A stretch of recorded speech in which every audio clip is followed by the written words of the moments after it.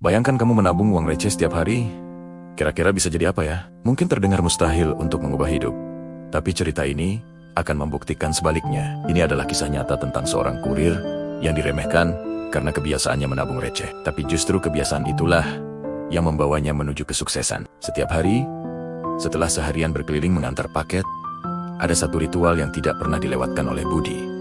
Seorang kurir sederhana. Dia akan mengambil semua uang receh dari kantongnya, entah itu sisa kembalian atau upah parkir, lalu memasukkannya ke dalam sebuah toples kaca besar.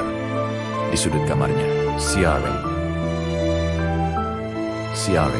Bunyi koin yang jatuh ke dalam toples itu seolah menjadi musik penutup harinya yang melelahkan. Awalnya, semua terasa biasa saja. Tapi, lama-kelamaan teman-teman kerjanya mulai memperhatikan. "But, serius kamu ngumpulin recehan gitu? Mau beli apaan emangnya?" "Permen," kata seorang temannya sambil tertawa. Yang lain ikut menimpali. Zaman sekarang nabung receh mana cukup buat apa-apa. Mending uangnya dipakai buat ngopi. Ejekan dan tawa seringkali terdengar setiap kali Budi menyisihkan uang recehnya. Mereka melihatnya sebagai hal yang sia-sia. Buang-buang waktu. Budi hanya tersenyum.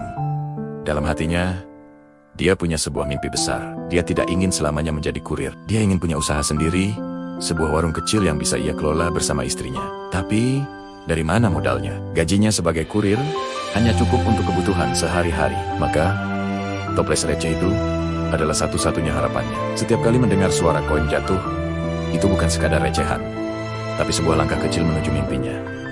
Bulan berganti bulan, tahun pun berganti tahun. Tanpa terasa, sudah 5 tahun berlalu. Toples kaca besar itu tidak hanya satu, tapi sudah ada beberapa yang terisi penuh. Teman-temannya mungkin sudah lupa dengan ejekan mereka, tapi Budi tidak pernah lupa dengan tujuannya.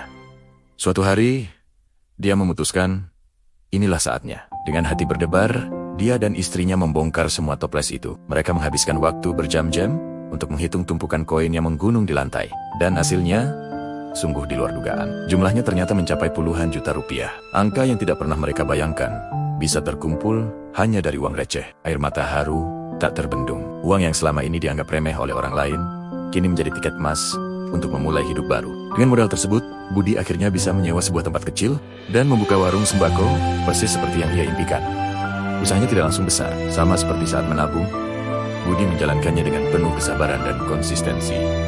Pelan-pelan, warungnya mulai dikenal warga sekitar. Pelayanannya yang ramah dan barangnya yang lengkap membuat warungnya semakin ramai. Dari sebuah warung kecil, usahanya berkembang menjadi toko grosir yang cukup besar di lingkungannya. Budi tidak lagi perlu berkeliling di bawah terik matahari. Hidupnya benar-benar berubah.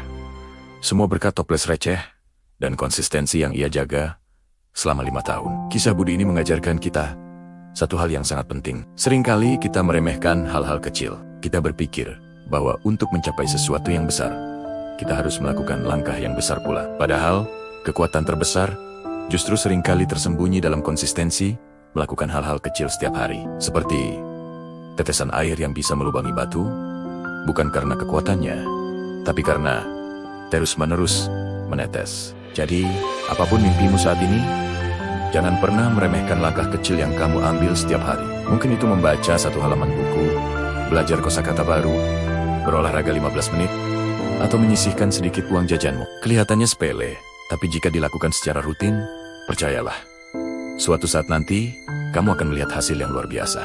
Ingat, ini bukan soal seberapa besar langkah pertamamu, tapi seberapa rutin kamu melanjutkannya. Terima kasih sudah menonton. Jika kamu merasa terinspirasi, jangan lupa untuk like, komen, dan subscribe channel ini agar kita bisa terus berbagi cerita-cerita positif lainnya. Sampai jumpa di video berikutnya.